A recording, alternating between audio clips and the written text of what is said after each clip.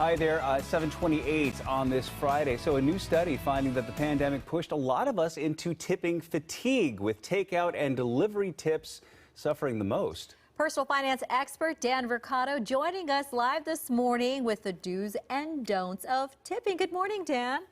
What's up, Maria? How you guys feeling? Feeling good and feeling that tipping fatigue. It's all over the place, I think. Yeah, I would imagine so, especially for people in the service industry. So did the pandemic kind of change the way we tip? What's going on with this?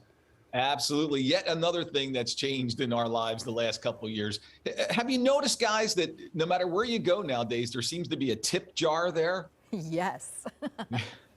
So a couple things are different. Number one, we've seen more and more of this, what we call point of sale tipping, right? So maybe it's at the checkout counter or the cash register.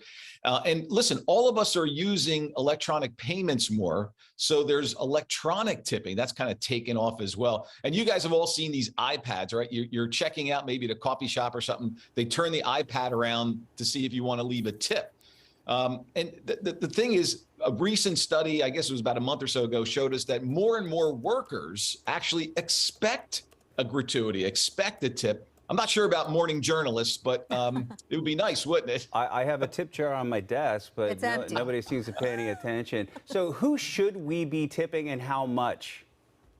Yeah, so some of the old rules still do apply. Servers, for example, if you're at a sit-down restaurant, 15% minimum, more if it's a terrific service. Fast food, let's call it cafe, these point of sale tips. It's okay, by the way, to leave zero, but if someone's really gone well above, your expectations, maybe up to 10%. Personal services, hair, nails, your pet groomer, that sort of thing, 15 to 20% is perfectly acceptable for good service. So that some of those old rules still do apply. And of course, there's also inflation, people feeling pressure themselves. So talk to me about any tips you have for preparing to leave that tip if somebody is really doing good work. Tips.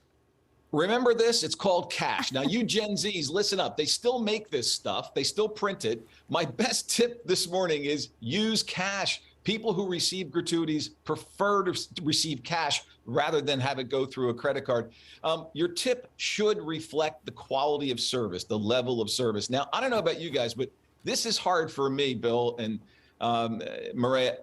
When you get really bad service, it's okay to leave a zero tip. Now, I struggle doing that because, you never know, maybe the server had a bad day, had a fight with the boss, who knows? But in fact, it is appropriate to leave less of a tip or even zero for bad service. I don't know about you guys. Yeah, I feel so guilty. I never don't tip. I may give a little less than the 20%, but that's a tough one. But that's kind of the unspoken rule. But now you've spoken it, so it is the rule.